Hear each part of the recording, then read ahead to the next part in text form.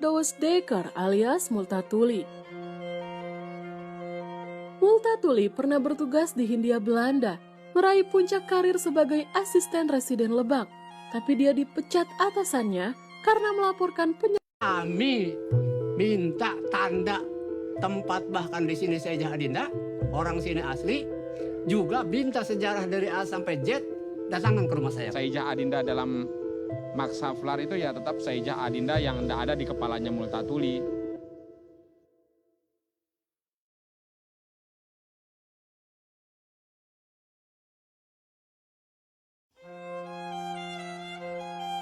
Hai guys, hari ini 200 tahun Edward Douwe Dekker alias Multatuli. Multatuli pernah bertugas di Hindia Belanda, meraih puncak karir sebagai asisten residen Lebak, tapi dia dipecat atasannya karena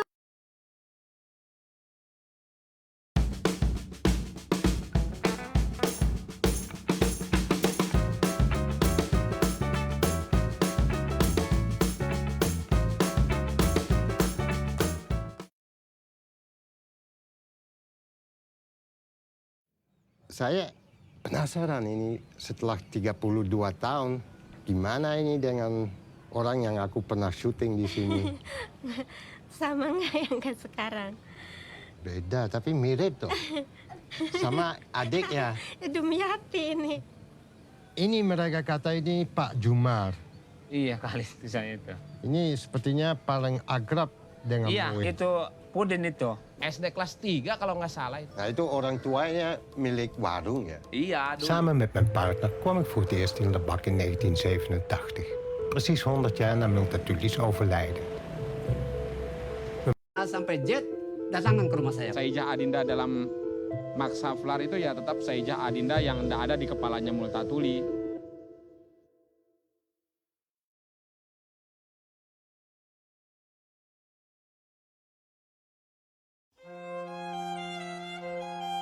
Hai, struktur masyarakat tradisional, seorang frustrasi yang menulis untuk membalas sakit hati.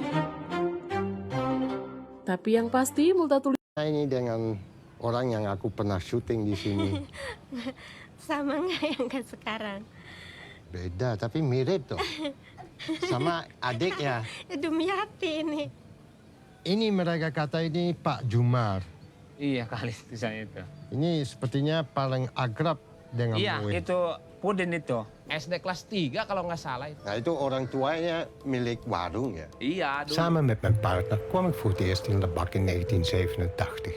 Kijk hoe het met het arme volk van Lebak is vergaan nadat Multatuli vertrok. Kami minta tanda tempat, dia dipecat atasannya karena melaporkan penyelewengan yang dilakukan Bupati Lebak. Maka Multatuli pun membuka wajah buruk kolonialisme di Hindia Belanda lewat karyanya Max Havelaar. Karyanya bergema di mana-mana, diterjemahkan ke dalam 40 bahasa, dibaca banyak tokoh pembebasan. Tak hanya dipuja, Multatuli juga dicerca. Dianggap pejabat yang gagal memahami struktur masyarakat tradisional, seorang frustrasi yang menulis untuk membalas sakit hati. Tapi yang pasti Multatuli disebut sebagai orang pertama yang berupaya membunuh kolonialisme.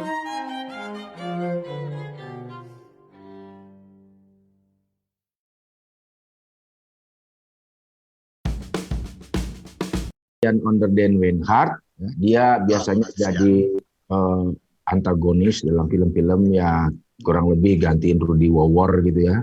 Dia main di dalam beberapa film yang saya juga pernah terlibat, salah satunya film Guru Bangsa tentang riwayat kehidupan Haji Umar Said Cokroaminoto, di mana Aryan ini jadi dokter ringkes yang pergi bersama Cokro kemana-mana, pergi ya. Ini Aryan di dalam film ini nanti akan cerita lebih lanjut ya, dia jadi apa, jadi penjahat, jadi jagoan. Terus yang kedua ada Yogi Sumule, ya. Yogi ini juga sahabat saya, sohib saya. Yogi ini sutradaranya, sutradara yang menjadikan film ini jadi. Gimana coba menjadikan film ini jadi? Nah, Yogi kemudian ada beberapa teman lain, kita satu tim, kita bikin film. Jadi ide film ini adalah mengunjungi lagi tempat di mana Multatuli pernah menulis. Gitu. Bener nggak sih? Karena kan perdebatan klasiknya seperti itu. Sorry, nanti ke skip. Oh, yang ada Ubay. Ubay ini juga sahabat saya. Dia kepala Museum Multatuli. Jadi di Museum Multatuli itu selain ada objek bersejarah, ada Ubay juga. Jadi termasuk yang dipamerkan. Oh enggak. Jadi Ubay ini kepala Museum Multatuli. Dulu dia bekerja sebagai guru di SMP Negeri 21 Atap ya di CCL. Wah pokoknya masuk deh, naik ke atas, nggak ada listrik. Tulisannya gitu dalam bahasa Inggris, dalam bahasa Jerman, dalam bahasa Belanda, dan bahasa Indonesia. Luar biasa. Nah satu lagi, kita punya novelis, ada tamu kita novelis terkenal, sastrawan, Mbak Ayu Utami, tapi sepertinya dia belum masuk ke room, jadi nanti mungkin akan nyusul. Nah, film ini sebetulnya film dokumenter. Jadi tadi saya bilang, perdebatan klasik novel Multatuli ini, apakah novel ini fiksi atau fakta? Selalu itu debatnya klasik. Jadi rame. Multatuli dikritik berapa kali ya, sering. Salah satu yang mengkritiknya adalah Rob Nieuwenhuis, yang sebetulnya Rob sendiri lemah karena dia bilang ya Multatuli tidak mau memahami kultur setempat. Artinya ya mestinya dipahamin, ya begitulah adanya, dimaklumin. Justru pangkal persoalannya, hai Mbak Ayu, ini dia Kakak Ayu sudah bergabung. Kita ada Mbak Ayu Utami, novelis sastrawan yang yang terkemuka dan terkenal sejagat raya. Nah, novel ini kemudian memicu perdebatan ramai lah. Nah, film ini kita ingin ya semacam eksperimen lah. Betul nggak sih fiksi? Betul nggak sih fakta? Kalau fiksi sebelah mananya, kalau fakta sebelah mananya. Makanya film ini dibuat dalam rangka peringatan 200 tahun kelahiran Multatuli. Tapi karena pandemi ya terpaksa kita undur. Nah, saya mau ke Aryan. Aryan ini kompatriot saya. Bukan kompatriot ya. Kompatriot. Aryan, tolong cerita apa yang kamu lakukan dengan film ini sehingga jadi film. Nah, ini harus mulai kebetulan di 1980 saya pertama kali ke sini untuk membuat dokumenter radio tentang rumah asisten presiden. Kami ketemu tegel-tegel, maksudnya ubin dari sisa lantai yang masih ada saat itu dari rumah itu. Tapi ubin-ubin itu dibuang ke kontainer sebagai puing. Terus kami rasanya sayang aja itu untuk tinggalkan atau untuk buang. Kami ambil 2 tegel dan bawa ke Belanda kebetulan. Satu agak abu-abu ke putih, satu abu-abu ke hitam. Terus itu nggak tahu persis Boni tahun berapa, kalau nggak salah 15 atau 16. 16 bulan April 16.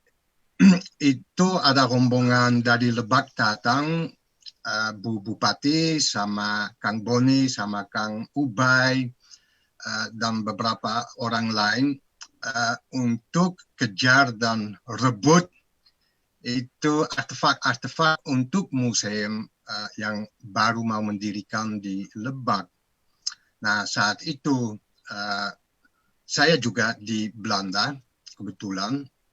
Dan saya ikut, dan orang dari Museum Multatuli setelah saya pindah ke Indonesia, saya serahkan ubin-ubin itu ke Museum Multatuli Amsterdam. Nah, mereka kontak saya, ini nanti ada rombongan datang dari Lebak, bagaimana kalau salah satu ubin yang kamu serahkan kepada kami itu kami serahkan kepada museum supaya ada satu di sini, satu di sana. Nah, aku setuju. Saat itu aku baru ketemu dengan Boni, dengan Ubay, dan kita ngobrol ya tentang Multatuli, tentang bagaimana museum dan lain-lain, dan saya jadi terlibat. Mereka bawa saya kembali ke Lebak dan ke Multatuli. Terus di tahun 87 selain bikin acara radio, saya juga syuting video. Nah itu teman-teman Lebak mulai penasaran bagaimana itu syutingnya. Terus aku kasih lihat di kantornya Historia. Dan memang itu, wah ini sepertinya syutingnya dari remaja Mas Boni ya Mas Bon? Iya, tahun 87. Berarti itu, oh ya ini aku kenal rumah ini, aku kenal jalan ini, dan lain-lain. Dan banyak kebetulan yang kami ketemu di tahun 87 masih sangat mirip dengan zamannya Multatuli. Misalnya itu kalau baca buku Max Havelaar, itu membuka perjalanan dia di Hindia Belanda, dia terjebak di lumpur. Nah itu sekian 100 plus tahun setelah Multatuli, kami jalan di sana dan juga terjebak di lumpur. Dan desa Badur, desanya Saija dan Adinda itu sangat susah untuk kunjung karena jalan-jalannya sangat jelek. Nah itu dari itu dapat ide ya Boni, dan yang membuat saya lebih penasaran adalah ini memang selama 160 tahun Multatuli dan buku Max Havelaar itu diteliti, setiap koma, setiap titik itu didiskusikan. Tapi aku mengalami dan setelah baca begitu banyak, tidak ada orang yang tanya itu bagaimana dengan rakyat Lebak. Nah itu aneh buat saya, kan aku juga sendiri di tahun 87 tidak pernah pikir tentang itu. Fokusku ke Multatuli dan itu. Terus aku pikir loh aneh karena tanpa rakyat Lebak, kebetulan itu tidak ada Multatuli dan tidak ada Max Havelaar. Atau terbaliknya, tanpa rakyat Lebak, tidak ada tunggu sebentar. Max Havelaar. Ya, Aryan, sorry aku potong. Mungkin, sorry banget. Kita lihat trailernya boleh ya? Silakan. Ya, biar agak lebih singkat. Oke.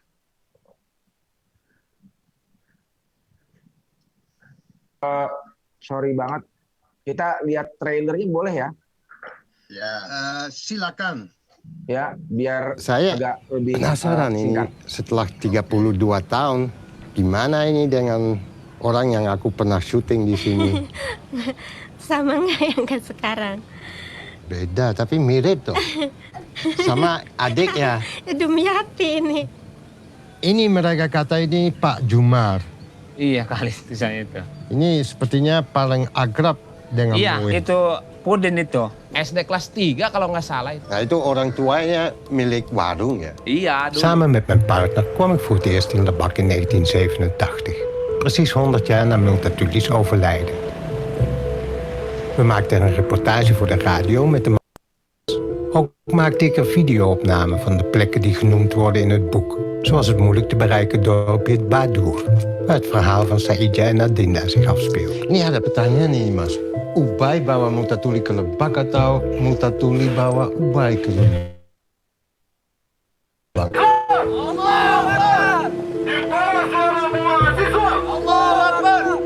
Saya tidak di situ nggak niat lawan ya. Saya hanya berkarya. Yang ingin disampaikan oleh Multatuli ya orang Jawa dianiaya. Bisa dilihat dari kisah Saijah dan Adinda sebagai representasi dari masyarakat kecil yang terdampak. Nu, 32 jaar na mijn eerste bezoek, wil ik teruggaan naar Lebak.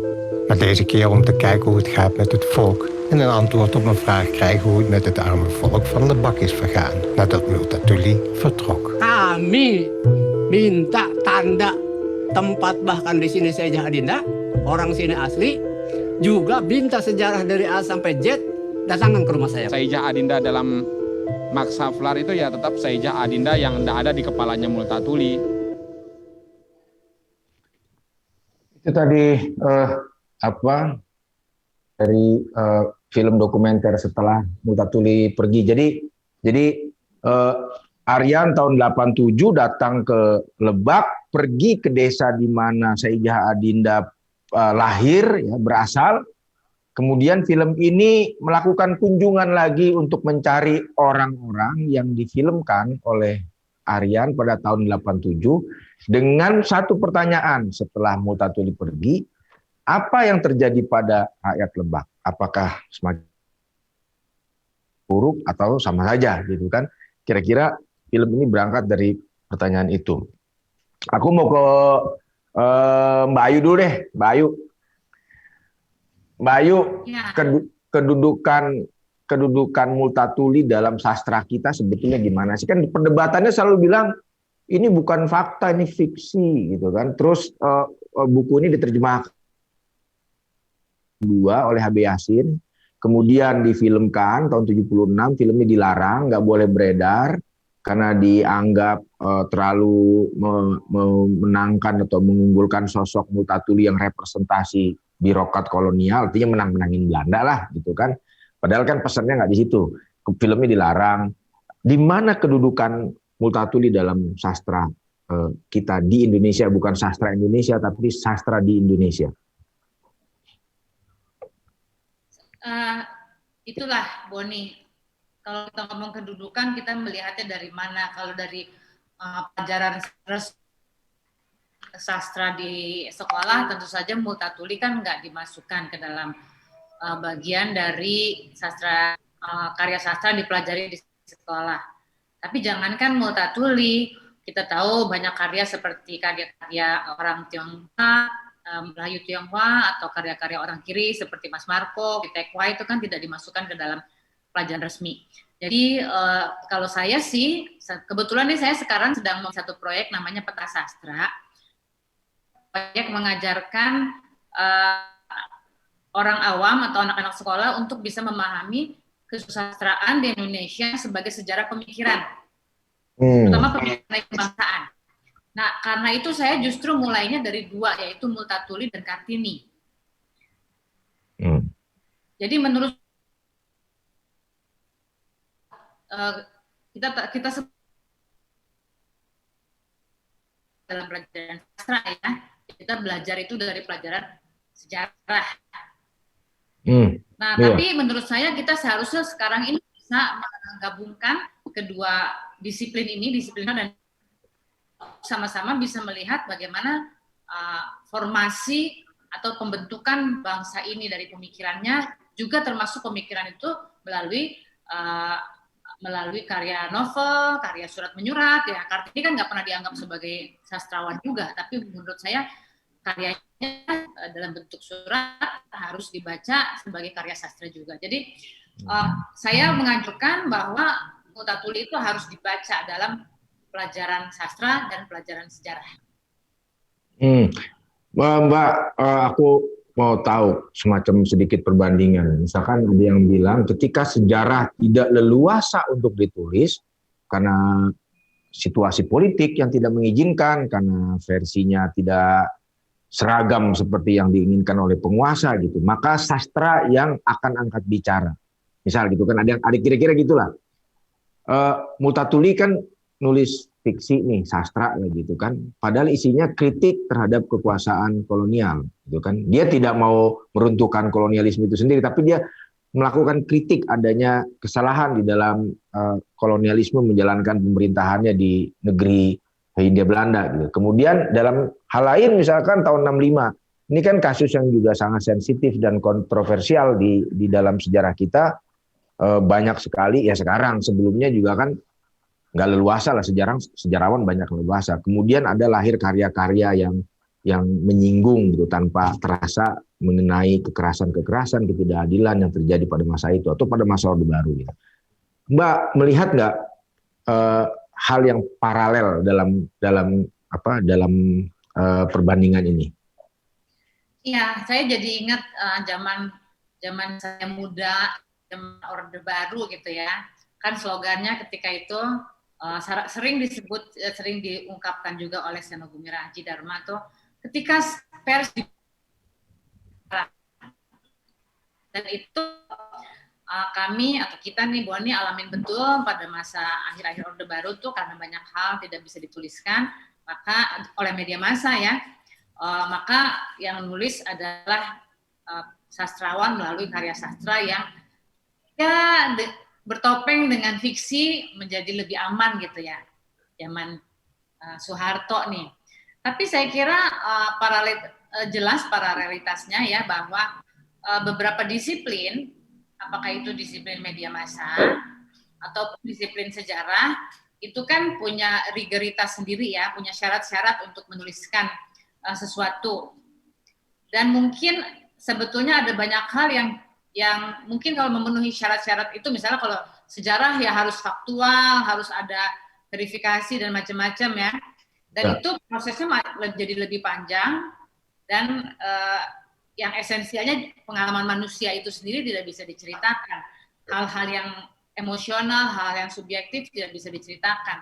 Nah disitulah banyak orang menempuh jalan sastra atau dalam tanda kutip novel, meskipun novel itu belum tentu juga dia sepenuhnya fiksi.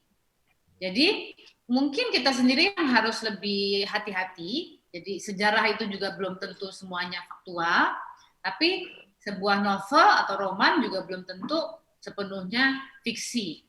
Nah, dan fiksi sama non-fiksi sebetulnya memang kadang-kadang jelas, tapi kadang-kadang merupakan suatu strategi, kadang-kadang juga abu-abu. Kita bisa kayak novel Max Havelaar ini kan bahwa itu datang dari pengalaman Edward Donsdecker sebagai asisten residen ya, jadi itu jelas lah bahwa itu semacam autobiografi yang difiksikan, diganti nama-namanya, tapi berapa namanya benar juga gitu. Jadi kita tahu bahwa ini tidak sepenuhnya fiksi, dan karena itu ternyata dampaknya juga menjadi kenyataan. Jadi dari pengalaman nyatanya Donsdecker kemudian diolah menjadi kuasi fiksi, tapi fiksi itu mampu mengadakan perubahan juga dalam kenyataan. Jadi putar itu hubungannya fiksi, kuasi fiksi, terus kemudian mengubah kenyataan. Jadi kita harus lebih sadar pada hubungan semua ini. Oke, makasih Mbak Ayu. Paling tidak kita bisa melihat atau mengetahui bahwa tidak semua fiksi itu fiktif ya, tapi juga ada yang fakta tapi ditampilkan dalam sebuah cerita yang kira-kira fiksi. Begitu juga dalam karya sejarah, memang kalau dituliskan pasti ada unsur subjektivitas, ada imajinasi di situ, ada spekulasi di situ yang kemudian juga fakta itu ya ada lem-lemnya yang membungkus tuh juga punya kecenderungan fiksinya juga. Makasih Mbak Ayu. Nanti kita kembali ke Mbak Ayu lagi. Sekarang ke Bung Ubay. Bung Ubay ini Kepala Museum Multatuli di Lebak. Akamsi, anak kampung sini. Saya baca novel Multatuli itu kelas 1 SMA. Itu juga ngambil dari rumah kakek saya. Karena nggak ada yang baca, saya ambil, saya baca. Terbitan perdana tahun 72. Waktu itu kita cuma tahu Multatuli ini nama jalan. SD saya dulu namanya SD Multatuli. Dan anak-anak kecil waktu itu selalu mengenang, selalu ada kayak ada cerita gitu di antara kita tuh dulu. Katanya di dekat situ tuh, dekat rumah sakit ya, SMP 4 katanya, itu selalu ada hantu ya, laki-laki Belanda yang naik kuda. Itu beredar di kalangan anak kecil gitu ya, hantu naik kuda, dan memang istal kudanya rumah asisten residen tuh di situ gitu kan. Jadi begitulah orang-orang lokal tuh mengenang, nggak tahu hantunya tuh siapa gitu ya. Pokoknya hantu pakai laki-laki naik kuda gitu. Mungkin begitu cara mengenang kolonialisme. Jadi waktu itu cuman ya Multatuli nama jalan, nggak begitu kenal. Sekarang ada museumnya nih. Bung Ubay, seberapa besar animo masyarakat main ke situ, ke museum itu, ketika Multatuli hidup lagi di Lebak? Sementara di Amsterdam udah mulai geol-geol tuh museumnya kan, mau jadi toko keju kali. Gimana? Iya, Pertama saya ingin menyampaikan bahwa hari ini tepat 134 tahun kematian Multatuli, 19 Februari 1887. Hari ini kita bincang tentang Multatuli 19 Februari 2021. Jadi 134 tahun yang lalu Multatuli meninggal. Kalau pertanyaannya sebesar apa animo masyarakat, ya saya pikir sekarang ada ruang-ruang publik. Museum ini menjadi ruang publik di Rangkas Bitung, menjadi tempat berkumpul, menjadi orang-orang bisa datang, bisa menikmati sore hari, siang, atau pagi hari di museum ini. Di masa pandemi ini tentu saja tidak ada rombongan besar, namun selalu ramai dalam artian ada yang datang, ada yang pre-wedding, ada yang foto-foto. Kemudian museumnya sendiri ya mulai dikenal di Lebak. Kita hadir 11 Februari 2018. 11 Februari kemarin kita berusia 3 tahun. Nah, di usia yang cukup pendek ini kami mendapatkan banyak kunjungan. Sampai misalnya tahun pertama 2018 kami ada 58.000 kunjungan, termasuk dengan program publiknya karena ada Festival Seni Multatuli. Kemudian 2019 kami ada target sih 40.000, tapi yang datang 78.000. Dan di masa pandemi ini 2020 kemarin kami mendapat 1.000. Itu ditambah dengan 1.500 kunjungan virtual. Jadi sejak 17 Agustus kemarin kami ada virtual Museum Multatuli. Nah, kalau pertanyaannya bagaimana masyarakat melihat atau menikmati, ya awal-awal memang ada sempat kontroversi dalam artian ada penolakan. Namun ya bagaimanapun juga kita harus tetap hadir karena museum ini kan tidak melulu mengkultuskan individu ya, namun bagaimana ide-idenya, kemanusiaan, kesetaraan, kemudian anti kolonialisme, kemudian bagaimana misalnya kata Havlar 1860, bahkan Multatuli mengatakan lebih baik saya berhenti jadi amtenar daripada menikmati uang hasil korupsi. Nah, itu juga yang mulai disampaikan ya pelan-pelan. Sekarang makin banyak masyarakat di Kabupaten Lebak dan sekitarnya yang datang berkunjung, belajar museum sebagai sarana edukasi dan rekreasi. Kemudian kami juga setiap tahun ada update, ada digitalisasi koleksi, kemudian surat Multatuli kepada Raja sekarang sudah bisa dibaca di tablet, misalnya tidak lagi kertas. Kemudian jadi ruang-ruang ada podcast, ada video, ini menjadi lebih interaktif. Dan kami selalu terbuka dengan berbagai gagasan.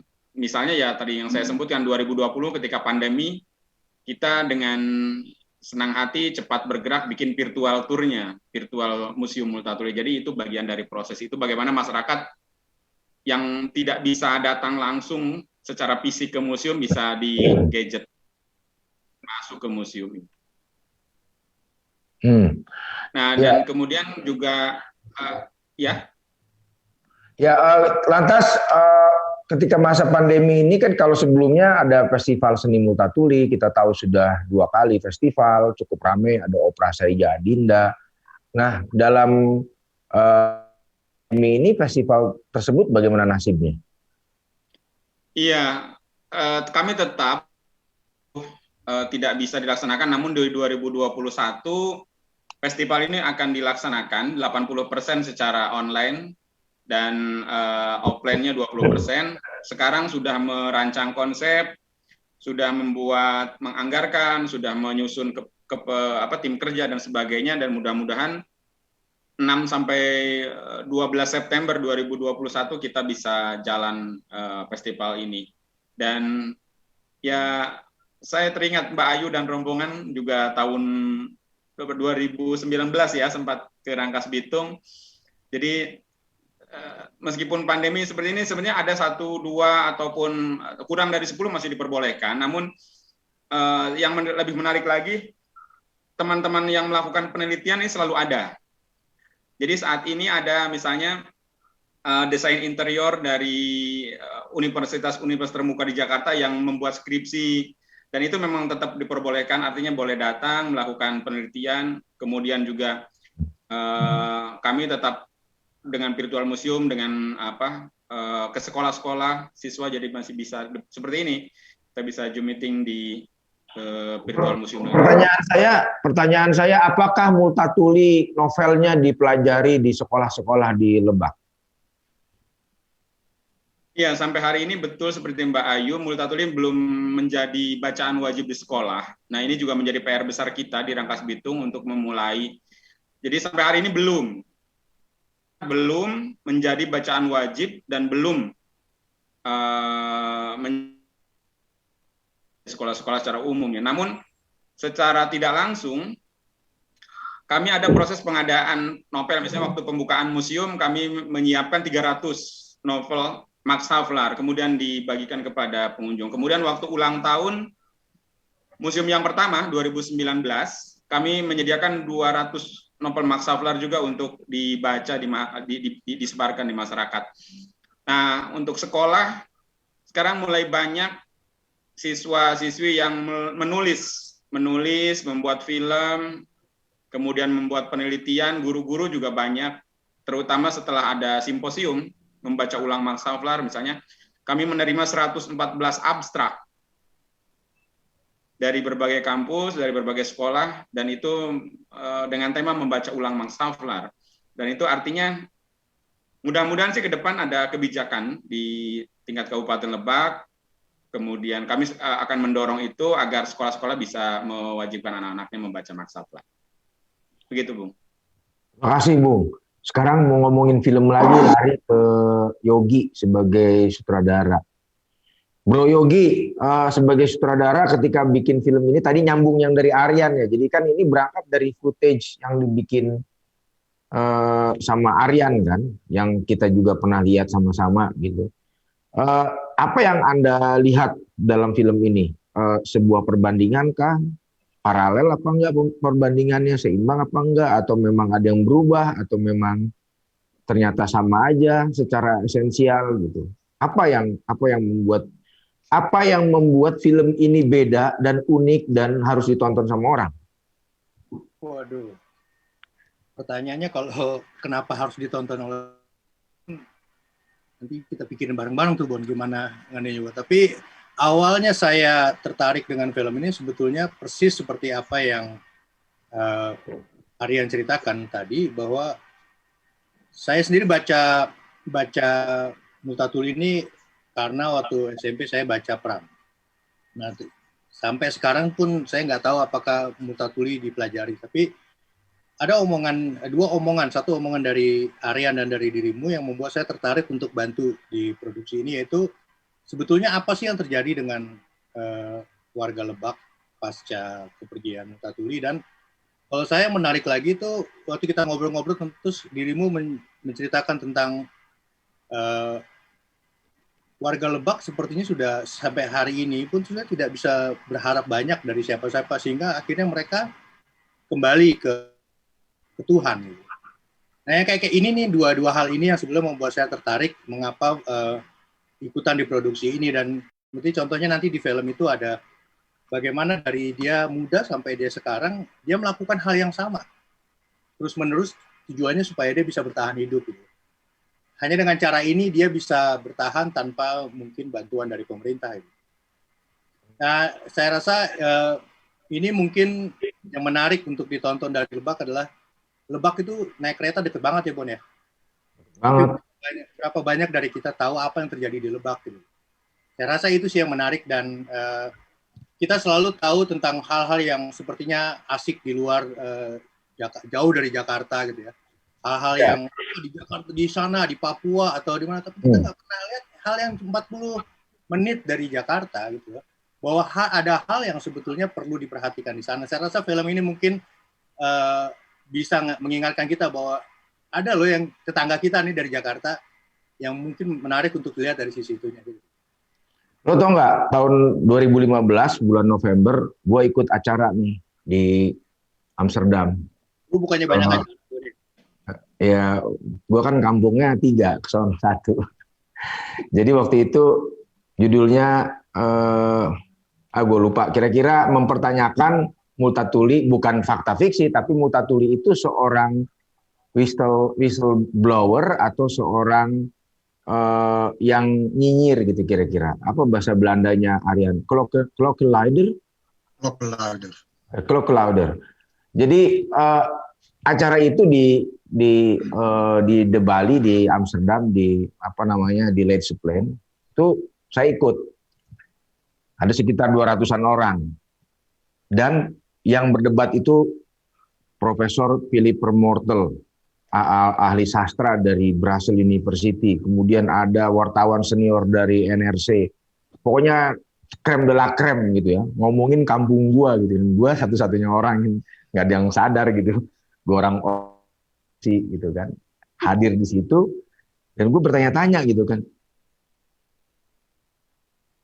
Ini gitu, dan mereka nggak tahu gitu kan, mereka cuma ribut gitu kan.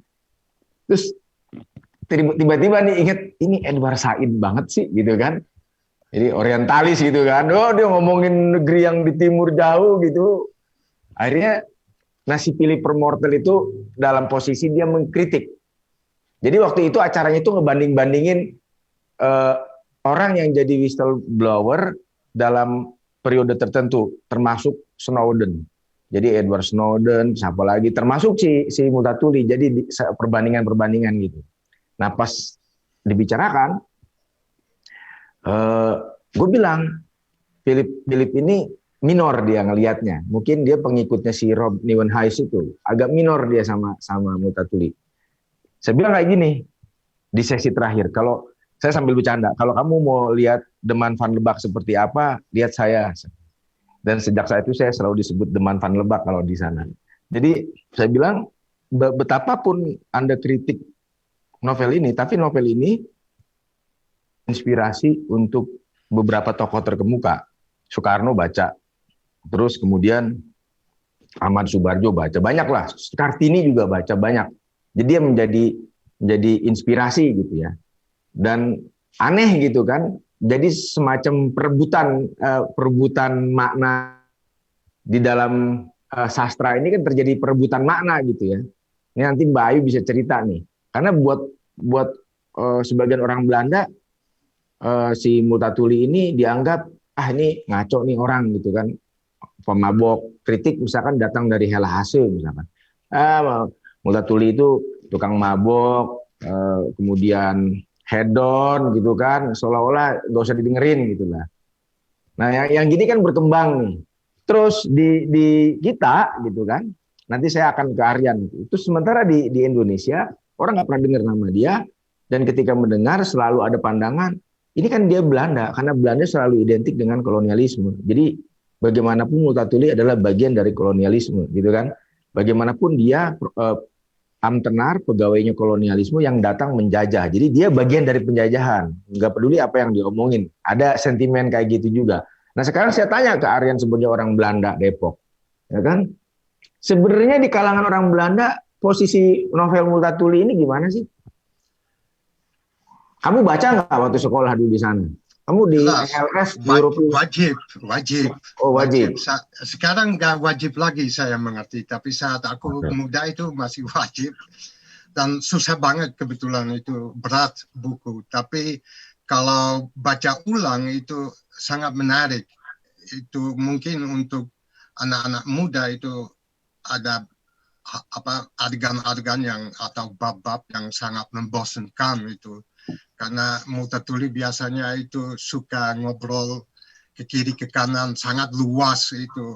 Dan wah ini kehilangan benang merah itu, dia mau sampaikan apa. Tapi ya kalau ngomong Multatuli itu di Belanda, dia ada sebagai seorang penulis mungkin yang paling terkenal dari Belanda. Diakui seperti itu, sebagai sastrawan. Kalau ngomong pengaruhnya dia ke politik atau apa itu kurang, aku pikir. Itu juga salah satu hal yang didiskusikan selalu. Apakah dia mempengaruhi misalnya. Nah itu jelas dia salah satu orang yang mempengaruhi, tapi tidak yang paling penting.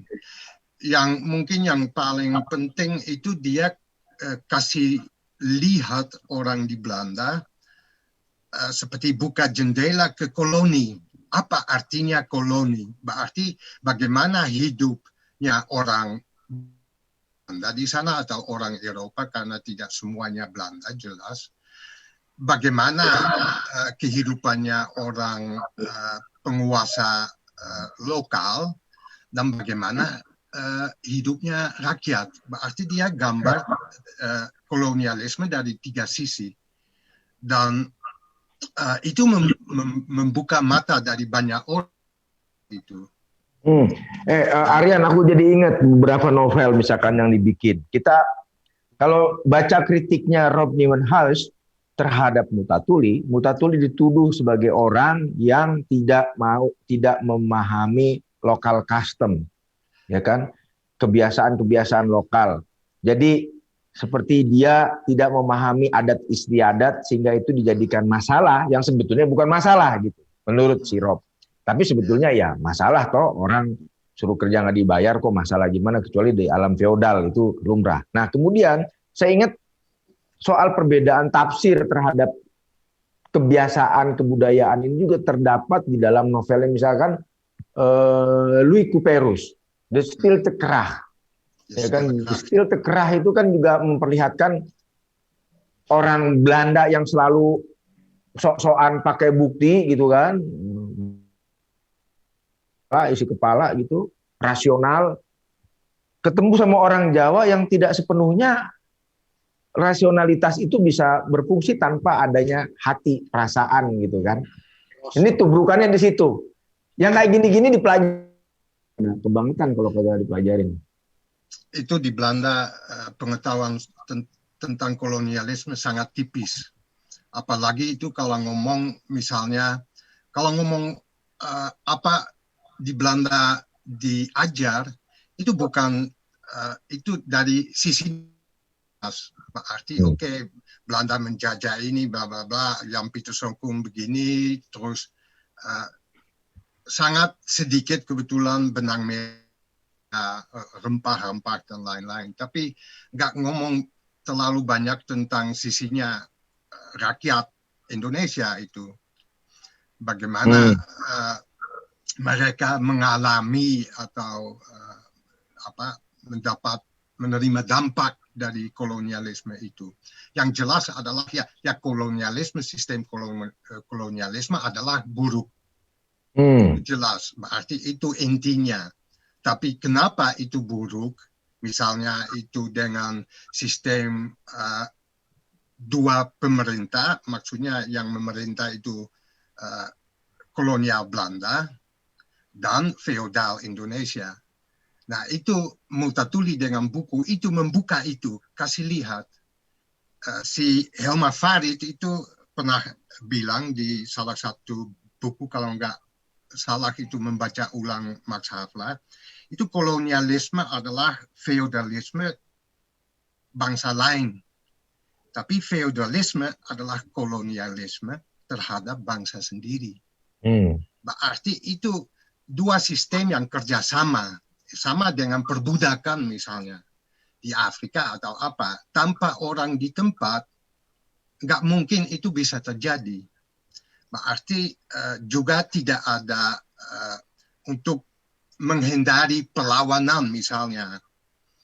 Itu orang-orang seperti itu penting. Berarti pejabat kelas atas itu penting.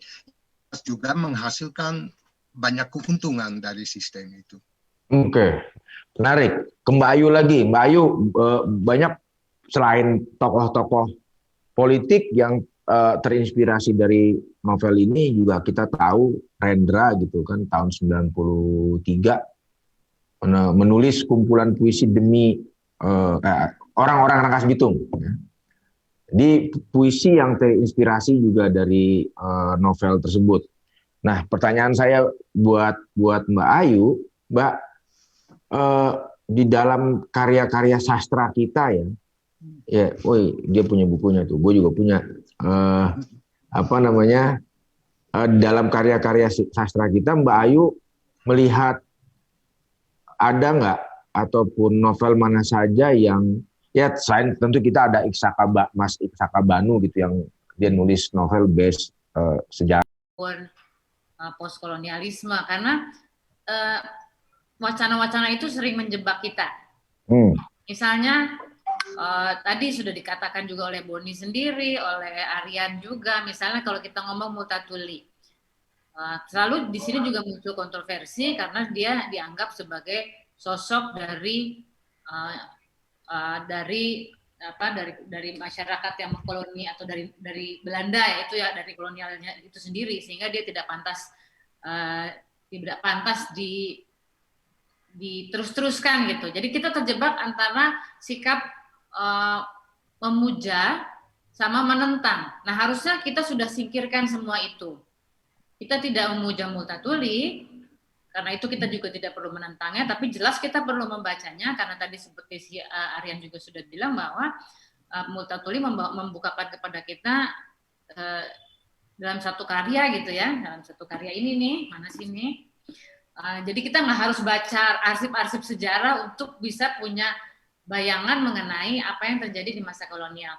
Nah, saya kira sastra itu mungkin perannya seperti itu ya. Jadi mungkin dia secara data-data dia tidak terlalu bisa dipercaya.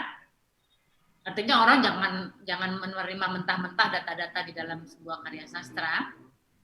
Tapi dia bisa membawakan satu kebenaran yang sifatnya bukan sangat rigid dan konseptual, tapi suatu kebenaran yang bisa yang kita bisa rasakan ya. Dan Multatuli sendiri mengatakan itu bahwa semacam kebohongan atau ketidakbenaran yang partikular dalam cerita itu membawakan satu kebenaran yang universal. Ya, jadi jadi di situ ya. Jadi konteks kembali kepada pertanyaan kolonialisme. Nah, buat saya sekarang tuh justru kita harus mengatasi masalah attachment kita pada kolonial. Mungkin saya lebih senang mungkin memakai istilah yang lain kali ya, karena kolonialisme itu selalu dilakukan oleh bangsa lain. Ya. Meskipun Bias. Katakan mengutip Hilmar Farid bagus sekali bahwa kolonialisme itu feodalisme bangsa lain. Feodalisme kepada bangsa lain, sementara feodalisme itu kolonialisme kepada bangsa sendiri. Itu kan sebetulnya bagus sekali untuk membongkar konsep ini. Bahwa yang penting adalah selalu ada penghisapan, terus ada penyingkiran, nah itu yang, dan siapapun yang melakukan itu. Jadi gitu sih Boni, kalau saya lebih, saya tuh justru ingin membebaskan diri dari belenggu atau dari kerangka kolonialisme. Iya. Ya kadang agak problematik ya, bukan agak problematik ketika kita melihat kolonialisme ini kan macam-macam nih impact-nya. Satu, kita melihat kolonialisme itu dalam perspektif yang sangat bias racism gitu. Jadi semata-mata ini dominasinya kulit putih murni terhadap kulit berwarna gitu. Padahal kan di tengah-tengahnya ada kelas feodal yang sama kulitnya sama kita, tapi dia juga menindas karena dia struktur yang dirawat oleh kolonialisme demi perpanjangan tangan kekuasaan kolonialisme. Nggak mungkin ratusan tahun berlangsung di Indonesia dengan berbagai macam ceritanya ya. Terus yang kemudian menjadi bermasalah juga, saya sepakat juga sama Mbak Ayu, kita harus lepas dari kungkungan ini karena gimana pun ini ngasilin sikap yang mungkin ya ini baru hipotesis saja, xenofobik gitu. Jadi kita jadi selalu lekas curiga sama yang asing gitu. Mungkin pengaruhnya dari situ kan. Mungkin ya, jadi kayak xenofobia gitu. Semangat anti asing gitu kan, aseng gitu berbeda. Karena toh karena melihatnya sebagai satu penghisapan dari satu kelompok etnis atau ras kepada kelompok lain. Padahal penghisapan itu kan yang basisnya bukan ras tapi kelas kan. Bisa kelas tapi juga bisa penghisapan terhadap perorangan. Nah ini ada yang menarik juga Mbak Ayu. Ini sebetulnya biografi dari ibunya Nico Vink, seorang penulis Belanda. Dia nulis baru jadi terbitin juga sama Obor. Judulnya Seija. Ini biografi tentang ibunya Nico Vink yang bekerja jadi guru. Nah, di dalam satu cerita yang dia tulis, karena dia dari perempuan dari kelas bawah di Belanda, gitu kan, yang dia mengalami penindasan dari perspektif kelas tadi, gitu, sehingga dia ikut partai sosialis di sana, partainya si siapa namanya Tulstra, SDAP, ya, dia ikut partainya Tulstra karena dia merasa ada penindasan secara kelas.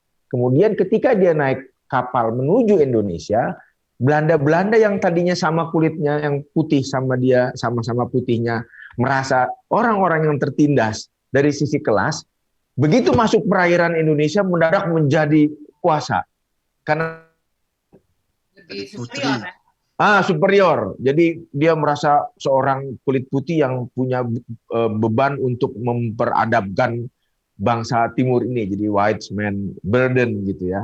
Datang. Ini kan juga menarik ya Mbak. Kita melihat itu asing yang menindas, sementara sebetulnya esensinya nggak seperti itu. Kemudian di dalam cerita ini tergambar juga sebetulnya warna kulit tidak semata-mata bisa jadi ukuran juga gitu. Aryan gimana? Ya, ini yang itu salah satu hal yang sering salah paham kalau berdiskusi hal-hal seperti kolonialisme adalah bahwa mungkin bayangan orang Indonesia atau orang-orang yang pernah tinggal di bekas koloni adalah bahwa semua saat itu orang kaya. Nah, itu tidak benar itu. Berarti di sana misalnya kalau ngomong, oh ini orang Indonesia tidak dapat banyak pendidikan, tidak ada sekolah dan lain-lain. Di Belanda sama saja, di zaman yang sama. Orang yang ditindas di Indonesia, buruh-buruh dan petani dan nelayan sama saja kebetulan. Berarti juga ini buku ini masih sangat aktual. Hal-hal yang dia menulis, strukturnya dan mekanisme itu masih tetap ada. Walaupun itu orang bule yang datang di sini sekarang itu dikasih namanya expat misalnya. Itu yang di sini untuk cari keuntungan bukan lagi negara atau perusahaan perkebunan, tapi tambah seperti Freeport atau international Facebook, Microsoft, Philips, Shell, nama aja itu semuanya kurang lebih sama. Sistemnya masih sama. Itu memang terkait dengan kelas, bukan terkait dengan ras, bukan terkait dengan hal-hal seperti itu. Berarti apa yang terjadi saat itu masih tetap sedang terjadi di seluruh dunia kebetulan. Ini bentar lagi kita nyanyi lagu internasionalin. Oke. Babinsa. Yogi, canda mulu. Oke. Tadi asik-asik ngobrolnya. Ini problem kolonialisme itu problem ras atau problem kelas. Ternyata kelas sebenarnya. Walaupun Belanda tahun 1854 bikin Reglements ya tahun 1854 itu yang membagi tadi Europees, Frame de Oosterlinge, Inlanders itu. Oke, kita tinggalin dulu. Nanti nyambungnya ke Pilkada 2017. Yogi, sebagai sutradara film ini gitu kan, Anda kan pasti pernah terlibat di dalam produksi film-film lain gitu kan, dan dokumenter ini yang keberapa saya nggak tahu, nanti bisa ceritain. Nah, ketika proses bikin ini kan Anda melakukan kunjungan kembali ke desa Badur ya, desa yang diceritakan oleh Multatuli. Itu gimana keadaannya di sana? Tanpa bermaksud jadi spoiler ya. Wah, kebayang ya. Sebenarnya kalau ngelihat videonya kita membandingkan yang karena kita nggak ada di zaman Multatuli ya, tapi membandingkan video yang dengan kita kemarin, kalau secara infrastruktur sih harusnya membaik ya. Membaik, tapi dan yang menarik buat gue sebetulnya yang dilakukan oleh kegiatan keseharian warga Badur yang gue lihat di sana sebenarnya nggak jauh beda dengan orang-orang dekat rumah gue gitu ya. Ada bengkel motor, asik ngumpul, asik main HP. Basically hal-hal yang kayak gitu Lebak ya udah sama aja dengan tempat-tempat lain gitu ya.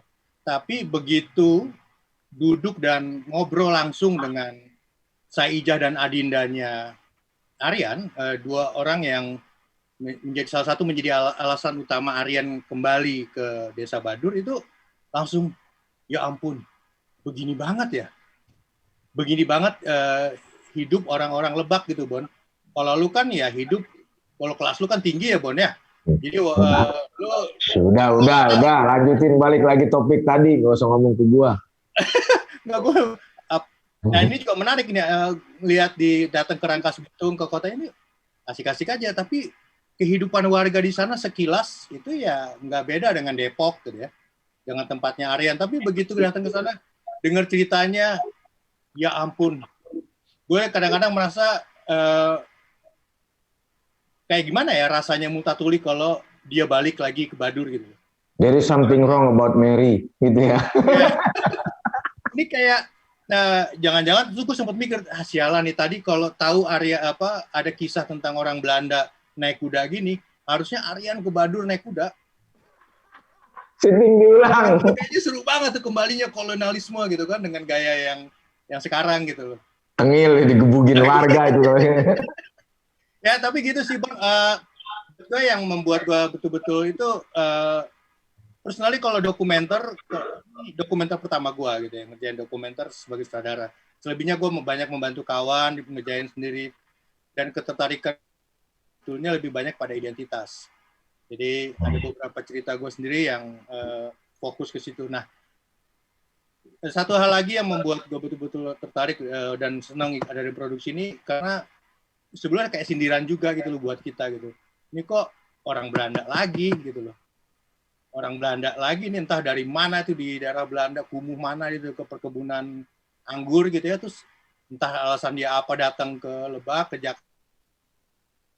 Terus dia iseng-iseng aja, wah gue bikin tentang Multatuli. Kata gue, nggak bisa nih. Ini harus lebih banyak orang Indonesia yang ngerjain dibanding Belanda yang ngerjain nih. Kalau nggak, ntar dia bilang lagi nih, orang Indonesia nggak peduli sama dirinya gitu. Kita yang ngerjain orang Belanda, kita pergi ke sono.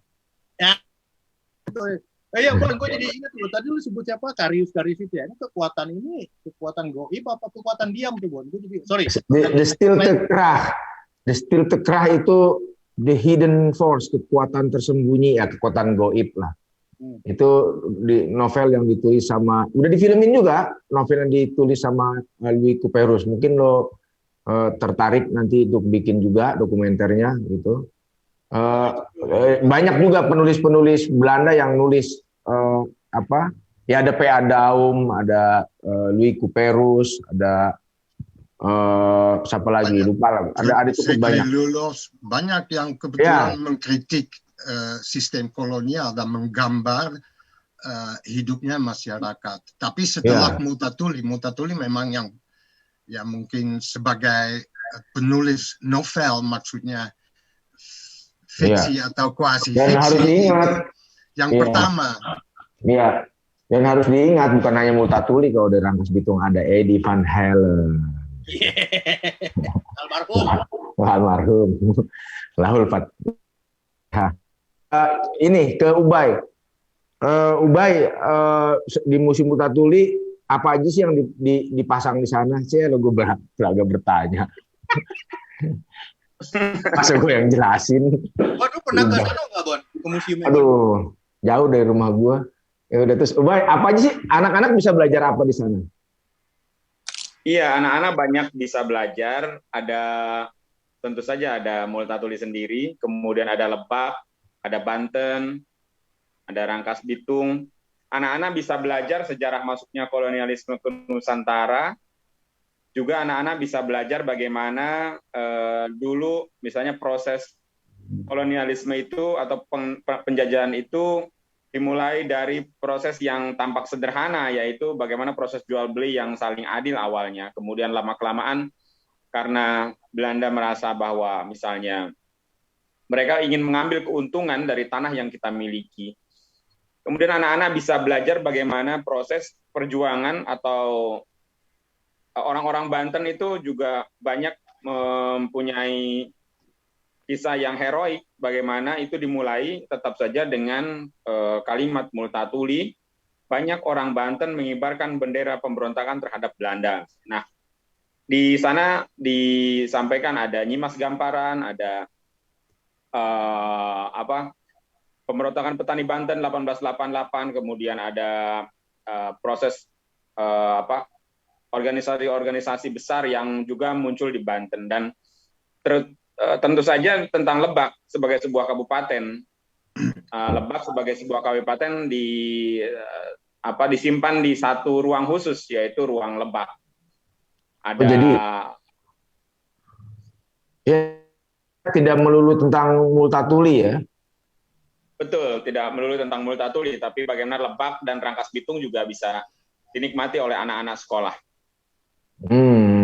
Oke. Ini kan namanya mendunia banget nih, Multatuli gitu kan, mendunia banget.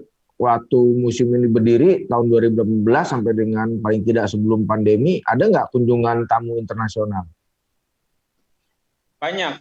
Ya, 2018 satu tahun itu ada 250-an dalam catatan kami yang mengisi daftar hadir. Kemudian kami kan selalu ada by name by address ya. Jadi setiap pengunjung mencatatkan namanya, bahkan mencatatkan misalnya email dan sebagainya.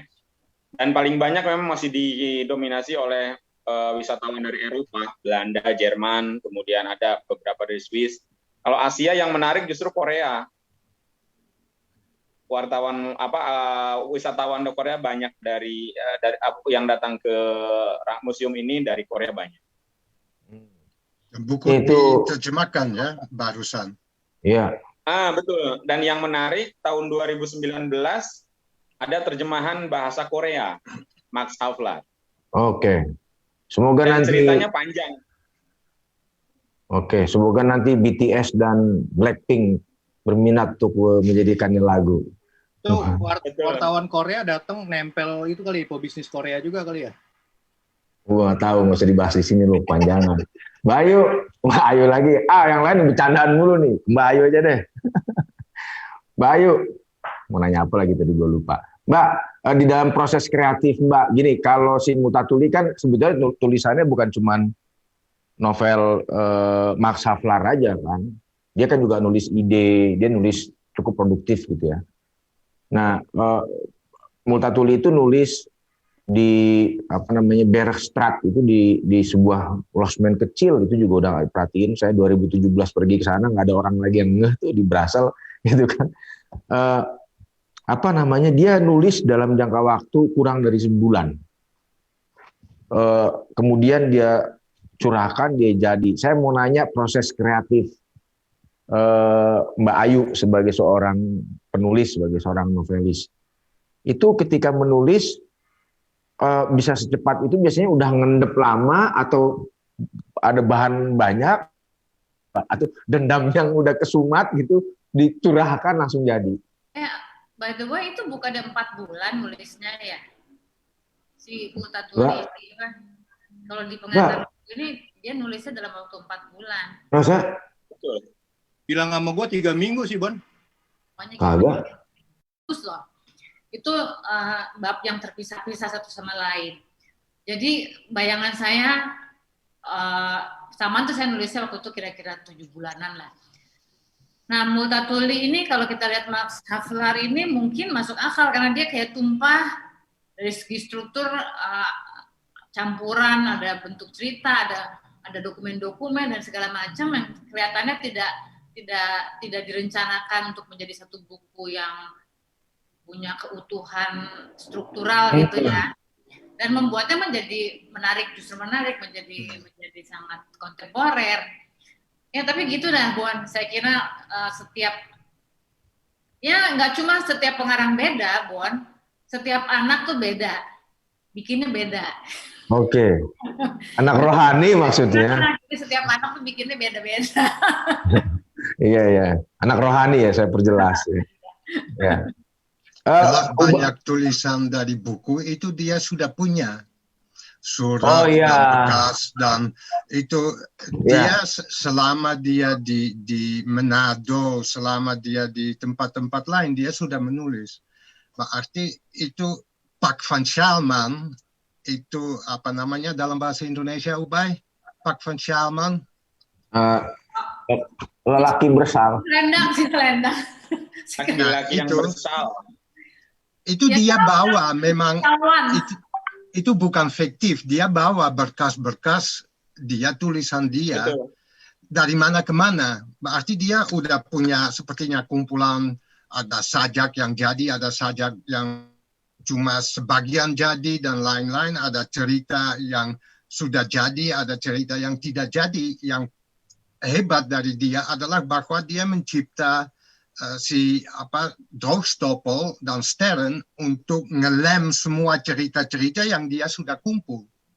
Dia Batavus Droogstoppel. Ya, lebih ke menyusun, dan mungkin itu untuk menulis awalnya bab-bab dari Droogstoppel dan Stern itu mungkin ya dalam 1 bulan lah. Terus setelah itu ya tinggal itu mengkoreksi, menyusun lebih bagus dan lain-lain. Itu seperti masakan, dan dia memang masak, dia banyak bumbu sudah ada. Tinggal itu resepnya apa. Siapa yang koki.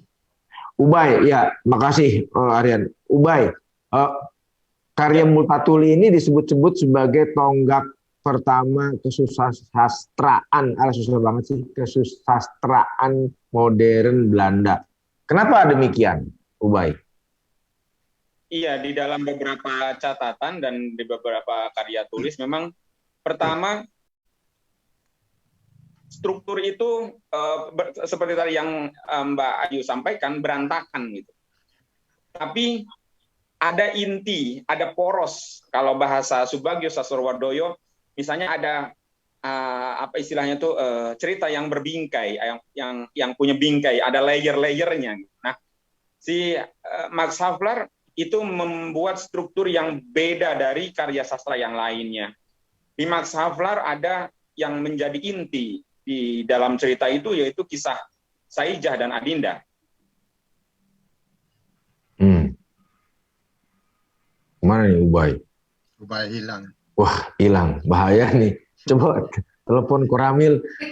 Itu bahasa dia pakai, tapi juga cara dia menulis. Maksudnya itu dia pakai sepertinya bahasanya modern, Belanda modern. Dan yang juga kasih shock ke sastra Belanda adalah dia buka buku dengan saya. Saya seseorang pedagang kopi. Nah, itu kalau kata pertama itu saya, itu nggak pernah terjadi. Sebelumnya, jadi di dalam kesastraan Belanda itu nggak pernah Ik ben koffiemakelaar, gitu. Sebelumnya apa? Ya sebelumnya ke orang lain, itu maksudnya itu menggambar sesuatu atau apa-apa. Tidak ngomong tentang dirinya sendiri dan langsung dengan katanya saya. Oke. Tadi Ubay kepotong. Subagio Sastrowardoyo, kakeknya Dian Sastro, kenapa tadi? Iya, tadi aku ingin sampaikan bahwa Subagio pernah melakukan penelitian, kajian, dikumpulkan menjadi di dalam bukunya Sastra Hindia Belanda dan Kita, itu menyampaikan bahwa Max Havelaar itu secara berbingkai, ada bingkai 1, bingkai 2, bingkai 3, dan tetap ada porosnya, ada inti. Inti yang ingin disampaikan oleh Multatuli dan Max Havelaar itu ya ada di kisah Saijah dan Adinda, bahwa penjajahan, penindasan itu sampai ke akar rumput, sampai ke persoalan pribadi saja, percintaan sampai harus terpisah. Kemudian di dalam cerita ada cerita, itu yang menjadi modern, jadi tidak monoton gitu. Tapi Multatuli sendiri mengaku Max Havelaar ini tetap hidup, tetap dibaca meskipun usianya saat ini 160 tahun. Menarik. Yogi, film ini katanya mau diikutkan ke festival film internasional. Siapa yang jawab nih? Yogi atau Aryan, karena dia Aryan yang ngurusin yang di Belanda. Ya, ini sudah submit masuk ke 10 festival. Pasti di Indonesia, di Belanda, tapi selain itu juga ke Jerman, Argentina, Afrika Selatan, Amerika, Inggris, apalagi ya kurang lebih itu. banyak banget. Kalau ngomong Multatuli atau buku Max Havelaar itu diterjemahkan dalam banyak bahasa. Nah itu tambahan Korea itu ya kasih link aja itu ke orang yang menerjemahkan supaya dia bisa kasih tahu ini ada film yang menarik ini. Iklan bisa tayang di sana juga ya kan? Iklan. Saya diundang waktu peluncurannya dan menarik Bung ini tentang Korea.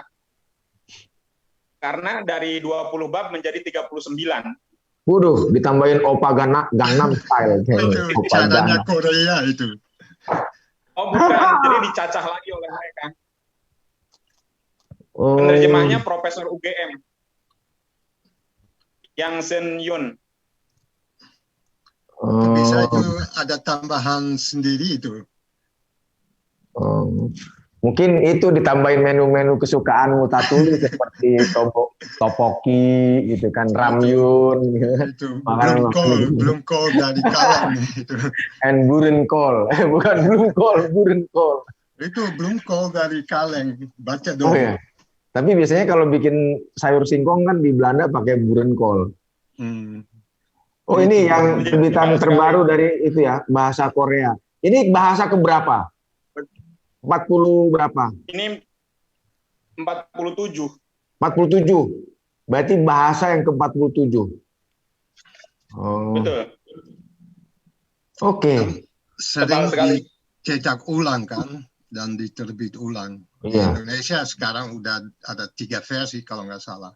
Yogi membaca Multatuli dalam bahasa Swahili. Oke, sebelum kebanyakan bercanda itu udah 1,5 jam. Saya pikir kita akhiri jam 3 ini film Nadat Multatuli Vertrok dalam bahasa Belandanya, dalam bahasa Indonesianya setelah Multatuli pergi mudik gitu. Dia akan diputar mulai jam 3 ini atau jam 9 waktu Belanda. Pemutaran screening online ini kerjasama Historia ID, kemudian dengan Erasmus House dan difasilitasi oleh AI Film Museum Amsterdam. Jadi yang belum kedapatan akses mungkin nanti ada pemutaran berikutnya. Film ini akan diputar mulai jam 3 sore ini sampai dengan jam 12 malam. Yang sudah dapat akses bisa nonton linknya yang dikirim di email masing-masing. Yang belum nonton semoga nanti ada pemutaran berikutnya. Jangan beli tiket di Calo, nanti dikasih mahal. Teman-teman, terima kasih Mbak Ayu. Sebelumnya. Apalagi? Kalau orang ingin tahu di mana itu filmnya akan tayang, itu mohon ikutnya After Multatuli Left di Facebook atau di Instagram. Dan kalau ada yang ingin bantu untuk tayang di universitas atau di komunitas atau apapun, mohon kontak kami itu melalui alamat-alamat itu. Alamat Facebook atau Instagram, After Multatuli Left, maaf dalam bahasa Inggris, supaya orang yang non-Indonesia juga bisa mengerti. Bisa. Setelah Multatuli jadi orang kiri, maksudnya itu. Ya, itu hidden title. Dengan internasionalnya lah ini. Udah, jangan main masalah. Udah. Ini ngaco aja nih anak-anak ini. Teman-teman, tadi diskusi santai ngobrolin tentang cerita di balik film Multatuli, sekaligus juga kita dengerin tadi ulasan dari Mbak Ayu Utami, seorang novelis. Kemudian ada Kang Ubay, kepala Museum Multatuli. Ada Bung Yogi, sutradara film ini, dan ada Aryan, pemeran di dalam film ini, sekaligus produser, dan saya sebagai eksekutif produsernya, saudara-saudara. Narsis. Ya, bagi yang udah dapat akses bisa nonton. Selamat menonton. Titik tanggapan apapun yang mau nonton, mau memutar nonton rame-rame, tadi kontak di platform media sosial After Multatuli Live, bisa daftar di situ.